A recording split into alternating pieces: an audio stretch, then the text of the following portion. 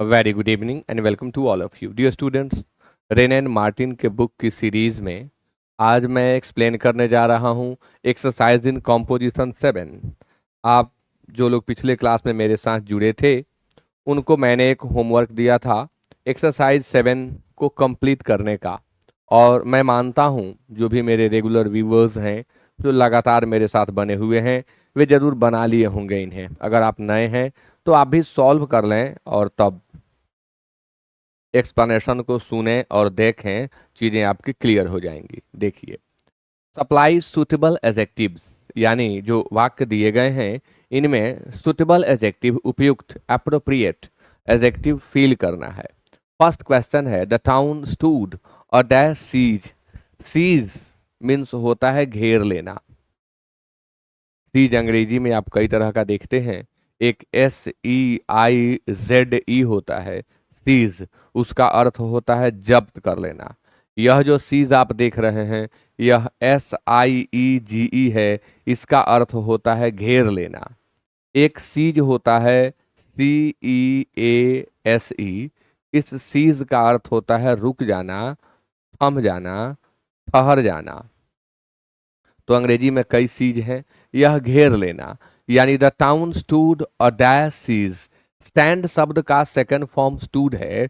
Stand मतलब झेलना होता है, स्टैंड मतलब खड़ा होना होता है, स्टैंड मतलब मदद करना होता है। स्टैंड हम कई अर्थों में यूज करते हैं। यहाँ जो मीनिंग निकल रहा है the town stood a dash siege, यानी शहर एक लंबे घेराबंदी का सामना किया। तो क्या दें यहाँ पर, क्या शब्द सूट करेगा? तो यहाँ लॉन्ग शब्द सूट कर रहा है, तो हमें क्या देना चाहिए? लॉन्ग। लॉन्ग का इस्तेमाल करें। द डैश प्राइज वॉज वोन बाई अ हिंदू, तो यहाँ हम फर्स्ट भी फील कर सकते हैं, हम सेकंड फील कर सकते हैं, हम थर्ड फील कर सकते हैं। यानी यहाँ एक ऑर्डिनल नंबर की जरूरत थी जो प्राइज को मॉडिफाई कर सके, तो मैंने फर्स्ट भर दिया। The dash woman lives in a wretched hut. Hut, एक तो वह झोपड़ी में रह रही है, दूसरा उसका झोपड़ी है कैसा? तो रेच्ड है, यानी वह बहुत जर्जर स्थिति में है, बदहाल स्थिति में है। उस झोपड़ी की स्थिति भी सही नहीं है और उसमें वह डैश वुमन रह रही है। कैसी वुमन वह हो सकती है? तो आप जानते हैं भाई, झोपड़ी में रहने वाले क्या होंगे? पुअर होंगे। हाँ, अब एक अलग बात है कि आप यहाँ ओल्ड भी लिख सकते हैं, द ओल्ड वुमन, ऐसे भी सही हो जाएगा। This is a very dash matter, यह मैटर वेरी डैश है। क्या है मैटर के लिए? क्या एडजेक्टिव यूज कर सकते हैं? तो हम सीरियस यूज कर सकते हैं। यह मैटर बहुत सीरियस है। सीरियस का सिनोनिम ग्रेव होता है, तो हम ग्रेव भी यूज कर सकते हैं। अगर हम चाहें इसे गुड सेंस देना तो हम सिग्निफिकेंट लिख सकते हैं। अगर हम चाहें तो इम्पोर्टेंट लिख देंगे। अब ट्रिवियल नहीं लिख पाएंगे मामूली, क्योंकि वेरी लगा करके इसको पॉजिटिव सेंस दिया गया है। नेक्स्ट है the battle of Waterloo, Panipat का युद्ध, ended in a dash victory. भाई, पानीपत का युद्ध जो है वह समाप्त हुआ किस विक्ट्री में? अब वो विक्ट्री कैसी थी? तो विक्ट्री के लिए बहुत सारे एडजेक्टिव हम यूज कर सकते हैं। इतिहास मेरा कमजोर है, मैं नहीं जानता कि वो जो विजय हासिल किया गया वो कैसा था। अनएक्सपेक्टेड हम लिख सकते हैं। अप्रत्याशित जीत हुई, संपूर्ण विजय हुआ, तो हम लिख देंगे कंप्लीट विक्ट्री हुई। और भी एडजेक्टिव हम यहाँ फील कर सकते हैं। नेक्स्ट है suddenly there arose a dash storm. एकाएक तूफान उठा। अब स्टॉर्म मीन्स होता है तूफान। अब तूफान के लिए हम क्या एडजेक्टिव दें? There rose a dash storm, कैसा तूफान था वह? तो बहुत नुकसान करने वाला था। सीवियर स्टॉर्म होता है, यानी काफी ज्यादा तीव्रता वाला स्टॉर्म था, तो सीवियर था। इट इज अ डैश लाई, कहें कि यह सफेद झूठ है, तो इट्स अ वाइट लाई। अगर आप कहते हैं कि ये बहुत बड़ा झूठ है तो इट्स अ बिग लाई या इट्स अ ग्रेट लाई, यानी यहां हम बिग भी भर सकते हैं, यहां हम ग्रेट भी भर सकते हैं।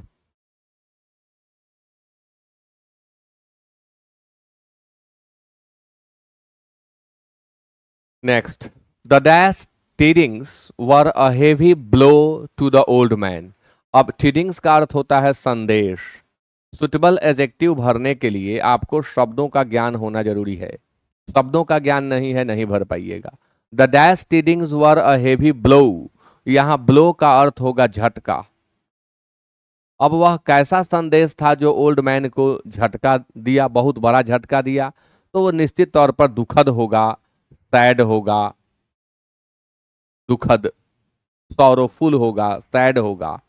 हियर इज RS 50, पे द फेयर, ये लो 50 रुपए, भाड़ा दे दो, and keep the rash money, और जो पैसा बचे उसे रख लो। तो जो बचे भाड़ा देने के बाद, तो बचे हुए के लिए हम रिमेनिंग लिख देंगे, या हम रेस्ट लिख देंगे, रेस्ट मनी रख लो। His reading is of a very dash range, उनका अध्ययन, जो पठन उन्होंने किया है उसका रेंज डैश है।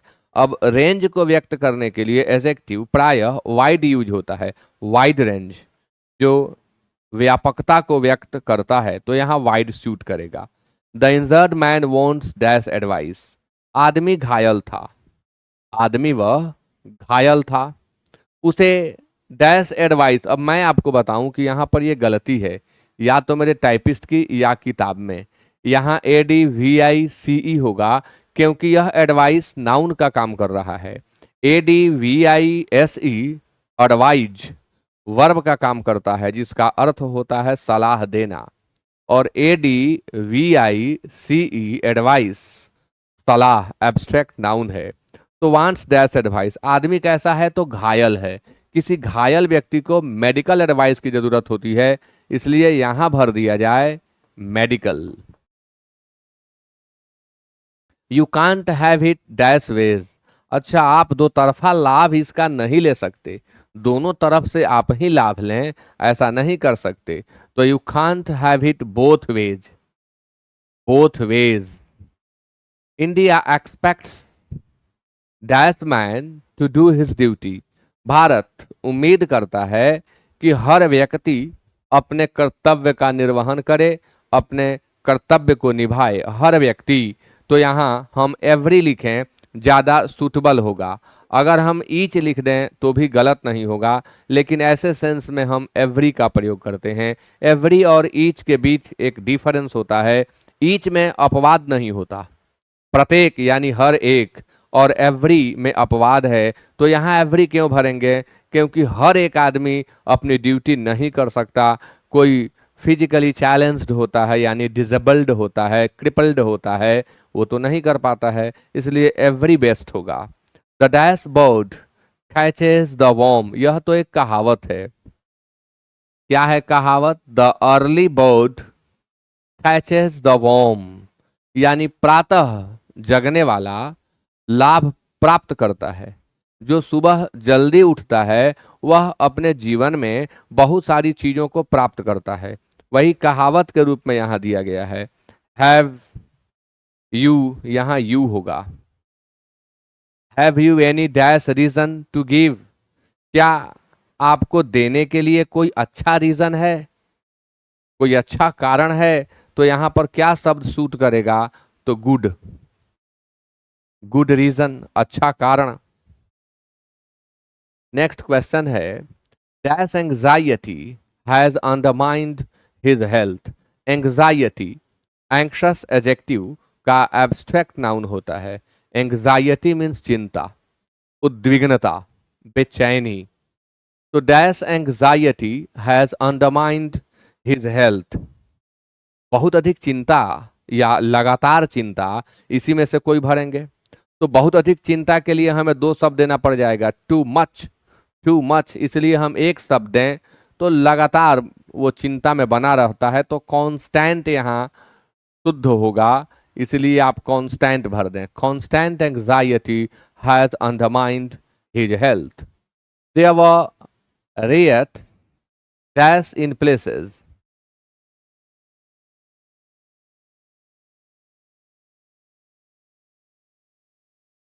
ये तो मुझे सेंटेंस ही गलत लग रहा है।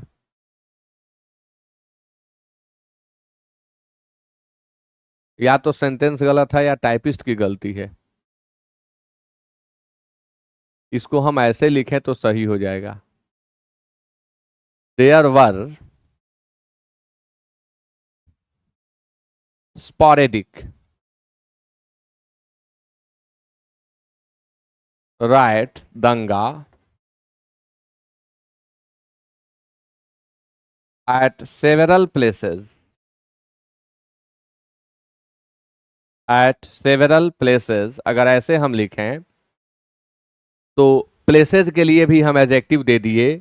प्लेसेस के लिए हम यहाँ क्या एडजेक्टिव दिए? तो प्लेसेस के लिए हमने सेवेरल दे दिया, adjective of number, indefinite numeral adjective. और रेट्स के लिए हमने स्पॉरेडिक दे दिया। स्पॉरेडिक का अर्थ होता है छीट फूट, यहाँ वहाँ, उसे हम स्पॉरेडिक कहते हैं। नेक्स्ट है and dash man will not reason calmly. कोई, अब देखिए एन लगा हुआ है, यहाँ रीजन कामली भी है। रीजन का अर्थ तर्क करना, तार्किक बातें करना, कामली यानी शांतिपूर्वक। तो कौन आदमी काम नहीं रहता है? तो जो इरिटेट हो गया है, जो गुस्से में है, यानी यहाँ बेहतर वर्ड होगा कि एंग्री फील कर दिया जाए। An angry man will not reason calmly, he stands dash feet in his stockings. यहाँ किसी की लंबाई को बता देना है, वह अपने मोजे में इतना लंबा दिखता है। तो ही स्टैंड्स, अब आप 5 फीट लिख दीजिए, आप 6 फीट लिख दीजिए, आप 4 फीट लिख दीजिए, आप 7 फीट लिख दीजिए। यहाँ पर किसी की हाइट बतानी है। नेल्सन वोन for himself dash fame. Nelson ने जिस प्रसिद्धि को प्राप्त किया वह डैश है। भाई जब तक लोग रहेंगे नेल्सन की प्रसिद्धि कायम रहेगी। तो यहाँ पर मैं समझ पा रहा हूं कि इमॉर्टल शब्द बेहतर होगा। इमॉर्टल फेम यानी इन्हें जो प्रसिद्धि प्राप्त हुई वो कायम रहेगी, मरने वाली नहीं है। फेम प्रसिद्धि, और इसे एडजेक्टिव बनाते हैं तो फेमस हो जाता है। फेमस शब्द फेम से ही बना हुआ है। नेक्स्ट है I have no dash cash. अब यहाँ कैश के लिए हमें सुटेबल एडजेक्टिव देना है। मेरे पास कैश डैश नहीं है, यानी कैश रेडी नहीं है। अगर अभी आपको कैश चाहिए तो मैं नहीं दे पाऊंगा, यानी मेरे पास रेडी कैश नहीं है। He always walks with a dash step. वह हमेशा डैश स्टेप से टहलता है, यानी उसके कदम डैश होते हैं, तो मजबूती से कदम रखता है। लेकिन यहां पर सुटेबल शब्द होगा फर्म। मजबूती को ही व्यक्त करेगा, लेकिन फर्म, फर्म मतलब पक्का, फर्म मतलब दृढ़, यानी वह जो भी कदम उठाता है उसमें दृढ़ता झलकती है। तो फॉर्म एडजेक्टिव यहां दिया जाए। डैश एरर्स आर नो, यहां पर नो नहीं नॉट होगा, आर नॉट इजिली करेक्टेड। कैसे एरर्स? तो सिंपल सी बात है, कोई भी स्टूडेंट अगर तैयारी कर रहे हैं तो उनको मालूम है कि भाई कॉमन एरर्स। कैसे एरर्स? तो सामान्य गलतियां, छोटी गलतियां। Common errors are not easily corrected. इसमें क्या करें, ये तो भरा हुआ है। एवरी क्लाउड हैज अ, ओहो ये भी कहावत है। यहाँ एवरी एडजेक्टिव है, यहाँ लाइनिंग के पहले डैश चाहिए, यहाँ लाइनिंग के पहले डैश चाहिए। यह एक कहावत है कि every cloud has a silver lining, यानी यहाँ सिल्वर शब्द फील करना होगा लाइनिंग के पहले।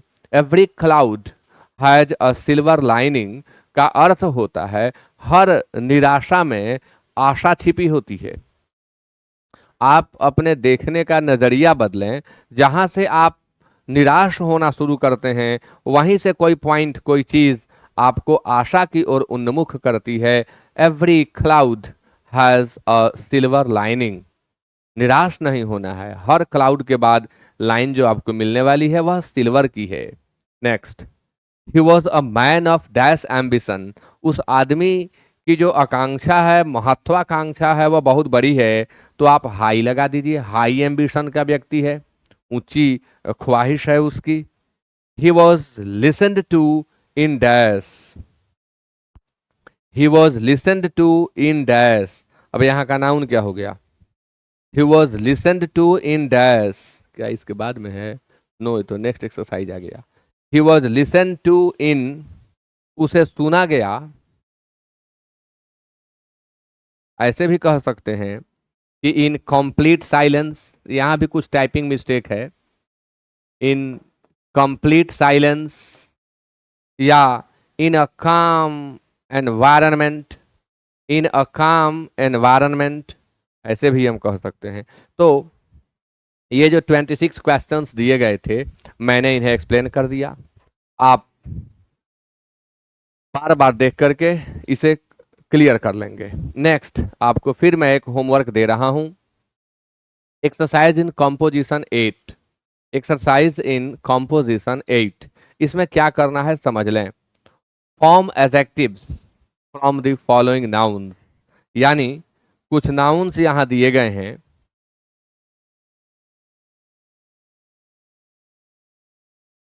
उन नाउन्स से आपको एडजेक्टिव बनाना है। साथ ही एक और काम करना है, और वह काम क्या है? तो वह काम है कि अटैच इस adjective to a suitable noun, यानी दो वर्क ये यहाँ हमें दे रहे हैं। ये जो शब्द आपके सामने दिखाई पड़ रहे हैं, जैसे ईज है, तो ईज का एडजेक्टिव बनाएंगे तो ईजी होगा। करना क्या है समझ लीजिए। पहले आपको ईज शब्द लिख लेना होगा ऐसे, पहले आपको ईज शब्द लिख लेना होगा। अब आपको बनाना होगा इसका एडजेक्टिव, तो हम ईज का एडजेक्टिव बनाएंगे तो इजी होगा। अब ये कह रहे हैं कि ईच एडजेक्टिव को एक सूटेबल नाउन दीजिए, यानी इजी कहाँ यूज करेंगे? तो आप कह सकते हैं कि easy work, easy task, easy work या इजी टास्क, यानी इस स्टेप में आपको काम करना है। दूसरा क्वेश्चन है pity, time, heaven, health, wealth.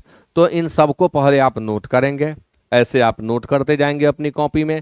फिर आप एडजेक्टिव बनाएंगे, और तब उस एडजेक्टिव का इस्तेमाल किस शब्द के साथ हम कॉमनली करते हैं, उस शब्द को यानी उस नाउन को रख देंगे आप।